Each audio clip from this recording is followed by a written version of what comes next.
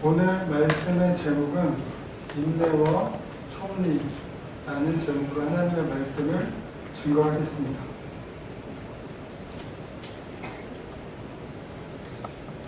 인내는 어렵습니다. 참더라도 오랫동안 참는 것 쉬운 일이 아닙니다. 참고 버티고 견디는 것은 왜 이렇게 어려운 일일까요? 벤자민 프랭클린은 미국 건국의 아버지로서 많은 존경을 받는 사람입니다. 미국 지폐에는요, 대부분 미국의 그 역대 대통령들의 얼굴이 그려져 있거든요. 근데 대통령이 아닌데도 이 벤자민 프랭클린은 무려 $100짜리 고액권에 그 얼굴이 그려져 있습니다. 그 $100 지폐는요, 단순히 돈이 아니라 미국 국력과 경제력의 상징이라고도 할 수 있는 지폐입니다. 고액권이잖아요. 큰 돈이잖아요.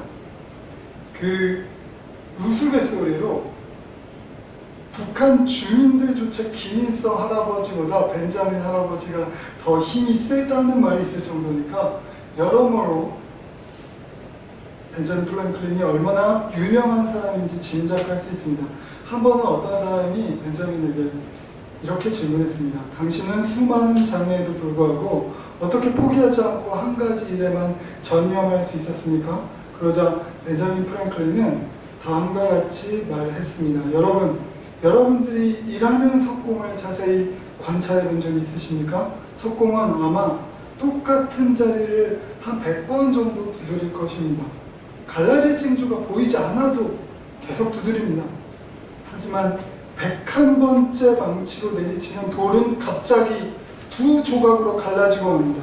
이처럼 돌을 두 조각으로 낼 수 있었던 것은 한 번의 두들김이 아니라 바로 그 마지막 한 번이 있기 전까지 내리쳤던 100번의 망치질이 있었기 때문인 것입니다. 그러니까 벤자민 프랭클린은 어떻게 이렇게 일을 잘하지? 내가 계속 실패하고 계속 여러 번 하고 계속 끊임없이 도전했기 때문에 성공할 수 있었다. 그 얘기를 하는 거죠. 우리가 인내하지 못하는 가장 큰 이유는 이와 같은 하나님의 섭리를 모르기 때문입니다. 하나님은 우리가 아무런 소득이 없어도 100번의 망치질을 하기를 원하십니다. 아무런 소득 없이 헌신하는 것, 그것이 사랑 아닙니까? 하나님은 사랑의 하나님 아니십니까? 이렇게 하는 사람을 하나님이 복 주시지 않을 수가 없어요. 100번 동안 우리가 내리칠 동안 아무 변화가 없기 때문에 사실은 인내하지 못하고 대부분 불평할 수밖에 없습니다. 그러나 하나님은 심지 않은 데서 거두시고 뿌리지 않은 데서 모으시는 하나님이 아니십니다. 반드시 심고 뿌리는 수고를 인내로써 감당할 때 하나님의 섭리가 임하게 됩니다. 그러면 이 섭리의 정의를 한번 살펴보겠습니다. 섭리는 다스릴 리, 그러니까 온전히, 그러니까 똑같은 말이 두 번 반복되면 강한 강조입니다. 온전히 다스린다는 말입니다. 그리고 하나님이 온전히 다스리신다는 것은요, 하나님이 하나님의 뜻대로 하나님 마음대로 다스리신다는 것을 말합니다. 그러니까 사전에서는 기독교적 풀이로 섭리를 다스리심에서 더 나아가 하나님의 뜻이라고 정의하고 있습니다. 그러므로 우리가 인내하지 못하는 이유는 하나님의 섭리를 모르기 때문에, 하나님의 뜻을 모르기 때문이라고 해석할 수 있는 것입니다. 반대로 하나님의 뜻을 알면요, 우리는 얼마든지 인내할 수 있는 사람으로 변할 수 있겠지요. 할렐루야. 이러한 하나님의 뜻을 이해하려면 우리는 창조로 거슬러 올라가야 합니다. 하나님은 사랑이십니다. 하나님은 이 세상이 필요해서 창조하신 것이 아니고 하나님은 부족함이 없으십니다. 그러나 자기의 사랑을 나타내시기 위해서 세상을 창조하셨습니다. 부부가 아이를 낳으면 그 아이가 필요해서 같이 사나요? 오히려 부담되고 큰 희생과 고난이 따를 것입니다. 우리 어머님들, 아버님들 다 그렇게 사시지 않으셨나요? 필요해서가 아니라 굉장히 오히려 부담되고 큰 헌신과 고통이 따랐습니다. 그러나 사랑하기 때문에 돌봐주셨죠. 하나님이 우리를 사랑하시니 이와 같습니다. 하나님께서 창조하신 이 세상을 어린아이를 돌보시듯 친히 보존하시고 유지하시는 것을 가리켜서 우리는 섭리라고 합니다. 그러면 이런 일반적인 사전이 아니라 신학사전을 한번 찾아보는데요. 웨스트민스터 신학사전을 보면 섭리가 무엇인지 이렇게 말하고 있습니다. 하나님이 자신의 목적을 이뤄나가고자 창조세계와 인간을 유지하고 인도하고 계속해서 참여하시는 것. 세 가지 포인트가 있습니다. 하나님의 섭리는 만물을 첫째로는 유지하시고, 둘째로는 인도하시고, 셋째로는 참여하신다는 것입니다. 만물을 유지하신다는 것은요, 질서를 유지한다는 것입니다. 자연 법칙이 일정한 것은 하나님께서 그렇게 역사하시기 때문이라고 우리는 믿습니다. 해가 서쪽에서 뜨지 않고 동쪽에서 날마다 뜨잖아요. 이건 하나님께서 그렇게 유지하신다고 믿습니다. 여러 가지 과학적인 지식들이 있지요. 자전하고 공전하고, 여러분 이런 중력이 어디에서 오시는지 아십니까? 몰라요, 과학자들도. 반인력의 법칙과 중력의 아인슈타인은 공간이 휘어졌다고 하는데요. 굉장히 어려운 논리입니다. 상대성 이론이나 여러 가지 과학적인 논리들이, 그러나 결국은요, 깊이 파면 알 수 없답니다. 이 세상의 창조는 처음과 시작과 나중 끝은 알 수 없습니다. 신비에 묻혀 있습니다. 여전히 아무리 세상이 발전하고 아무리 우리가 지구에서 위대한 업적을 세웠다고 할지라도 결국은 창조주 하나님 아래에 있습니다. 좀 과학 얘기를 좀 더 하면요, 과학자들이 자연계에 일어나는 그 절대적인 값들을 절대 상수라고 부릅니다. 물리 상수라고도 하는데요. 예를 들면 기압이 1기압일 때 물은 100도씨가 돼야 끓는다는 말입니다. 어려운 게 아니에요. 끓는 점만이 아니라 빛의 속도나 중력의 영향이라든지 이 세상 모든 만물이 이런 절대 상수를 가지고 있습니다. 절대 값을 가지고 있다는 말입니다. 그런데 과학자들은 만물이 왜 이런 절대값을 가지는지 여전히 모르고 있죠. 그래서 하나님을 믿지 않는 과학자들은 하나님 편에서 이 만물을 해석하는 것이 아니라 하나님 반대편에서 이상한 논리들을 많이 펼치죠. 다중우주가 있을 것이다. 거기는 1기압이 돼도 80도에 물이 끓을 거야. 이런 식으로 계속해서 논리를 펼쳐나가고 있습니다. 어느 게 더 합리적인지는 우리가 선택을 해야 되는 문제입니다. 그런데 우리의 믿음은요, 하나님께서 이 세상 모든 만물을 절대값을 갖도록 그렇게 유지하신다고 믿는 믿음입니다. 하나님이 유지하시기 때문에 지금 이 세상이, 지구가 떠 있는 거예요. 공전하고 자전하고 이 해가 날마다 동쪽에서 뜨는 것입니다.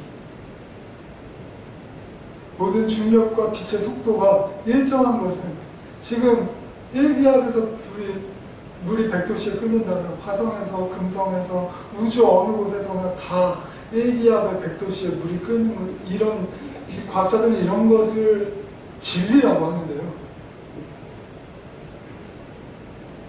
우리의 진리는 하나님이 그렇게 하셨다. 이것이 우리의 믿음이고 우리가 가지고 있는 진리입니다.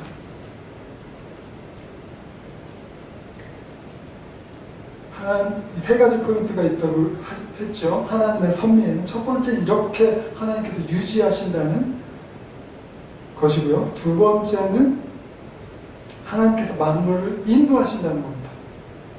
만물의 질서를 유지하실 뿐만 아니라 우리가 바른 길 가도록 인도해 주신다는 것입니다.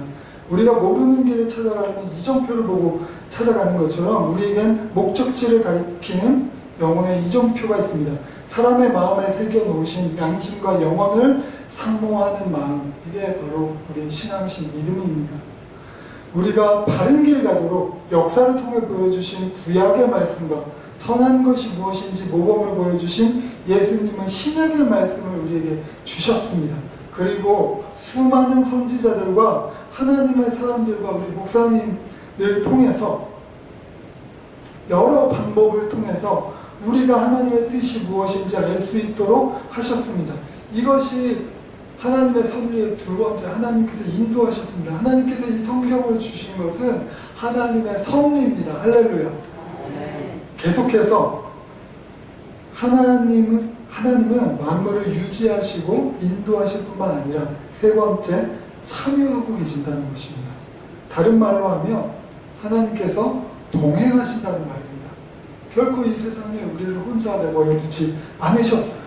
바로 성령님을 통해서 지금도 우리 안에서 일하시고 참여하시고 동행하십니다.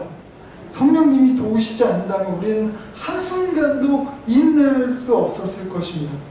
지금 여기까지 이르지도 못했을 것입니다. 믿음을 갖게 하시고 말씀을 깨닫게 하시고 우리의 영혼을 위로하시는 것은 모두 성령님의 역사하심입니다. 그러므로 하나님의 섭리 세 번째는 우리와 동행하심입니다. 종합하면요, 하나님의 뜻은 만물을 유지하시고 인도하시고 동행하시는 데 있다는 것입니다. 그래서 하나님이 섭리하신다는 말은요, 유지, 인도, 동행이라는 세 가지 측면에서 주님께서 일하신다는 거죠. 하나님께서 우리를 유지하시고 하나님께서 우리를 인도하시고 하나님께서 우리와 동행하신다는 것입니다. 이 세 가지가 하나님의 뜻이라는 거예요. 이 세 가지를 이루시기 위해서 예수님을 보내셨고 지금도 일하신다는 겁니다. 하나님께서는요, 우리를 사랑하셔서 우리를 그냥 이 세상에서 이리 가운데로 양을 보낸 같이 그냥 놔두시는 것이 아니라요, 우리를 유지하고 계세요. 우리 심장을 뛰게 하시고 시험 감당할 만한 시험 당하게 하셔서 그것을 능히 피하게 하시고 우리의 피난처가 되시고 우리의 위로자가 되실 뿐만 아니라 우리를 인도하시고 동행해 주신다는 것입니다. 이것이 하나님의 뜻이라는 것이고 이것이 하나님의 섭리라는 것입니다. 하나님의 목적은 여기에 있습니다. 그런데 지금은 이렇게 하나님의 섭리나 하나님의 뜻에 대해서 제가 사전을 찾아가면서 그 정의를 공부해서 그렇지, 우리가 막상 시험을 당하고 일상을 살다 보면 잘못된 편견을 가지기가 너무나도 쉽습니다. 하나님의 뜻이 무엇이라고 생각하시면, 제가 이렇게 하나님의 뜻에 대해서 신학적인 정의를 드리기 전에 하나님의 뜻이 어떤 것이라고 생각하셨나요? 예를 들면 우리는 하나님의 뜻을 구하며 기도할 때 하나님과 흥정할 수 있습니다. 저희 아버님이 많이 아프셨던 적이 있거든요. 갑자기 요로결석이 생기셔서 하고 쓰러지셨습니다. 그래서 아버님을 안고 밤이었는데 이렇게 나가서 택시가 잘 안 잡혔어요. 하나님 빨리 우리 아버님 살려주시면 뭐든지 하겠습니다. 그래서 제가 전도사가 됐나 봐요. 네. 하나님과 흥정합니다. 하나님의 뜻이라고 생각해야 됩니다. 하나님께 구하고 하나님 이루어 주십시오. 나의 뜻을 이루는 것이 하나님의 뜻인 줄 착각할 때가 얼마나 많았는지요.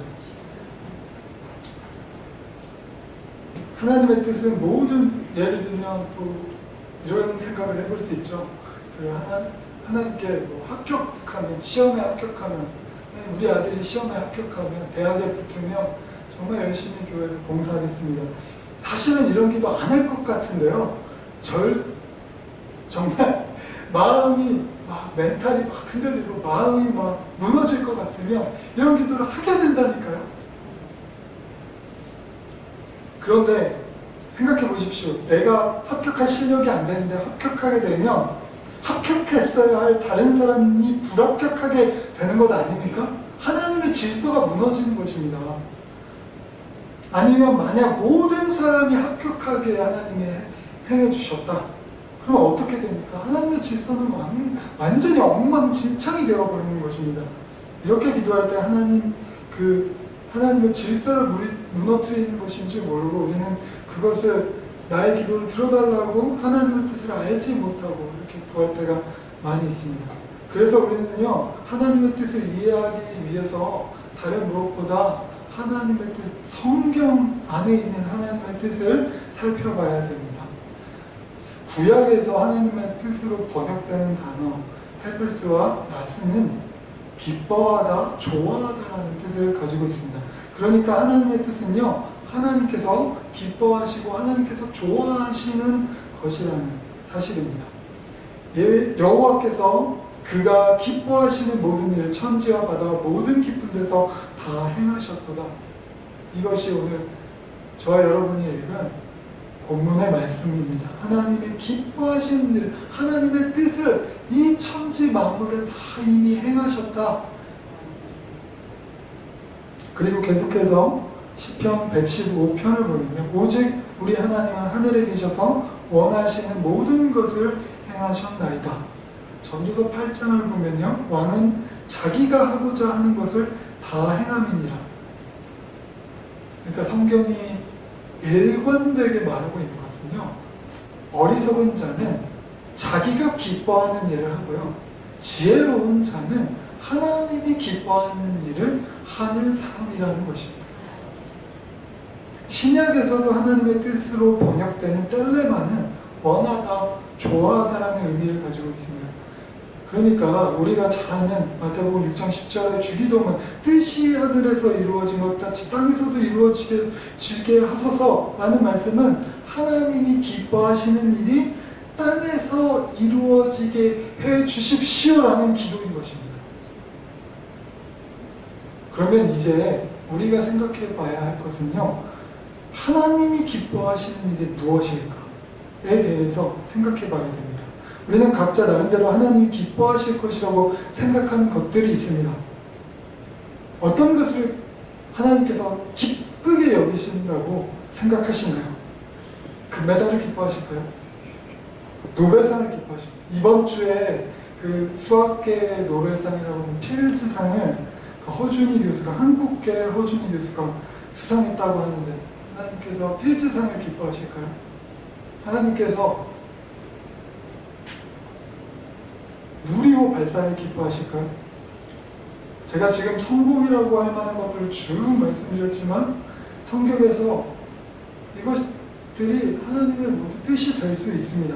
하나님의 뜻은 정해져 있지 않다는 것을 말씀드립니다.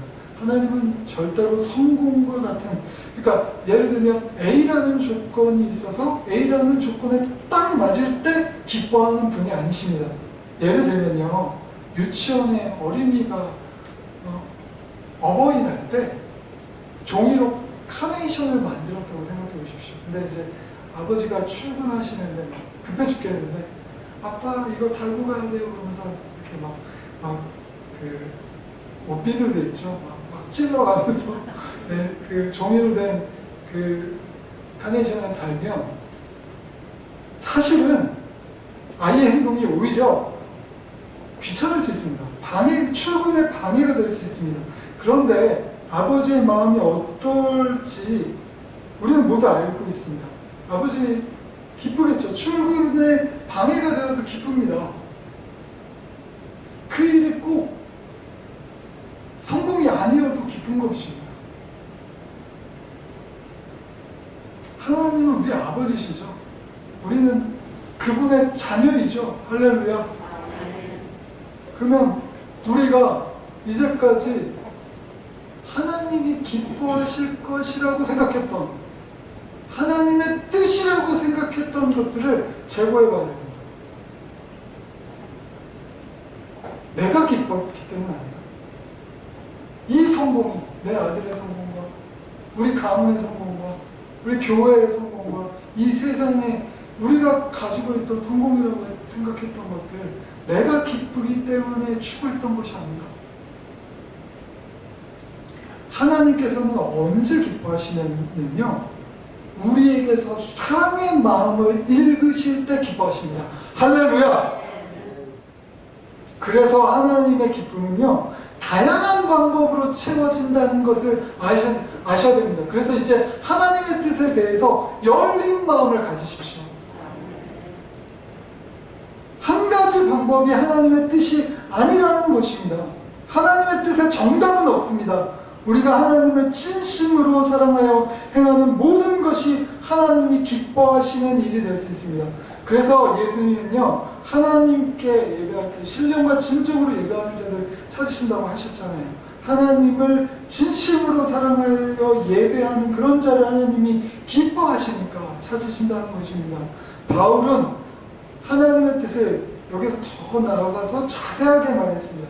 데살로니가전서 4장입니다. 그러므로 형제들아 우리가 끝으로 주 예수 안에서 너희에게 구하고 권면하노니 너희가 마땅히 어떻게 행하며 하나님을 기쁘시게 할 수 있는지를 우리에게 배웠으니 곧 너희가 행하는 바라 더욱 많이 힘쓰라. 우리가 주 예수로 말미암아 너희에게 무슨 명령으로 준 것을 너희가 아느니라. 하나님의 뜻은 이것이니 너희의 거룩함이라. 곧 음란을 버리고 각각 거룩함과 존귀함으로 자기의 안에 대할 줄을 알고 하나님을 모르는 이방인과 같이 세욕을 따르지 말고 이 일에 분수를 넘어서 형제를 해하지 말라. 바울은요 하나님의 뜻을 거룩한 삶이라고 말하고 있는 것입니다. 거룩한 삶을 사는 것은 어렵지만 우리 이 시간에 거룩한 삶에 대해서 알 수는 있습니다. 하나님을 진심으로 사랑하여 비롯된 모든 아름다운 것들이 거룩한 삶이라는 것입니다. 거룩한 삶이라고 해서 우리는 뭔가 우리가 하기 어려운 것이라고 생각했는데 사도 바울이 얘기하는 거 보십시오. 지금 데살로니가전서의 그 교인들의 문제를 지적하면서 어떻게 얘기합니까? 음란을 버리라고. 이방인과 같이 세욕을 따르지 말고 형제를 해하지 말고 사이좋게 지내는 우리 일상에서 우리가 반드시 마땅히 해야 될 일들을 말하고 있지 않습니까? 특히 성경에서 음란이라고 하면 제가 여러 번 말씀드렸지만 성적인 타락을 생각하기에 앞서서 두 마음을 품어 불륜하는 것을 말한다고 이야기 드린 적이 있습니다. 하나님 앞에서 행음이라는 것은요 이방신을 섬기는 것입니다. 이방신을 섬기는 것은 하나님을 더 이상 사랑하지 않는다는 것입니다. 그러니까 하나님이 싫어하실 수밖에 없죠. 하나님을 믿는 사람으로서 거룩한 사람이라는 것은요 아내에게 대할 때 하나님께 대하듯 하는 것이 아니겠습니까? 남편을 대할 때 지극히 작은 자 하나를 대할 때 하나님께 대하듯 하는 것이 아닙니까? 그래서 바울은요 거룩한 삶을 음란과 세욕의 반대라고 가르친 것입니다. 결국 거룩한 삶이란 하나님을 진심으로 사랑하여 비롯된 모든 행동이라는 결론이 나옵니다. 우리가 그 거룩한 삶을 살기를 하나님이 원하십니다. 그렇게 살 때 하나님이 기뻐하신다는 것입니다. 그러므로 이제 하나님에 대해서 열린 마음을 가지고 본질을 파악하셔야 됩니다. 하나님을 사랑하는 것 거기에서 더하거나 덜할 것이 없습니다. 때로는요 우리가 하나님의 뜻을 오해해서 우리가 생각하기에 어려움을 당하면 하나님의 뜻이 아니고 좋은 일이 생기면 하나님의 뜻인 것처럼 말하는데 절대로 그렇지 않습니다. 성경에서는 오히려 고난 중에 고통 중에 하나님의 뜻이 드러나는 경우가 훨씬 많습니다. 물론 고통은 하나님의 뜻이 아닙니다. 야고보는 하나님이 친히 아무도 시험을 하는 분이 아니라고 하셨습니다. 우리가 시험을 당할 때 고통스러운 것은요 내가 불완전하기 때문일 수도 있고 세상이 불완전하기 때문일 수도 있고 아니면 악한 영들 때문에 우리가 시험에 들 때도 있습니다. 그러나 하나님께서는요 우리가 고통의 문제를 다 알 수는 없지만 하나님께서는 우리의 악도 선으로 바꾸시는 분이시고 우리의 눈물을 변하여 기쁨이 되게 하실 수 있는 분이심을 우리는 믿습니다. 그래서 하나님의 섭리의 핵심은요 역사의 주인이 우리가 아니라는 거죠. 하나님이 역사의 주인이시라는 것입니다. 하나님이 모든 이 만물에 되어지는 모든 일들의 주인이라는 것입니다. 그래서 내가 기뻐하는 거, 내가 원하는 거, 내가 좋아하는 것이 아니라 하나님이 기뻐하시는 거, 하나님이 좋아하시는 거, 하나님이 원하시는 것을 추구해야 된다는 말씀입니다.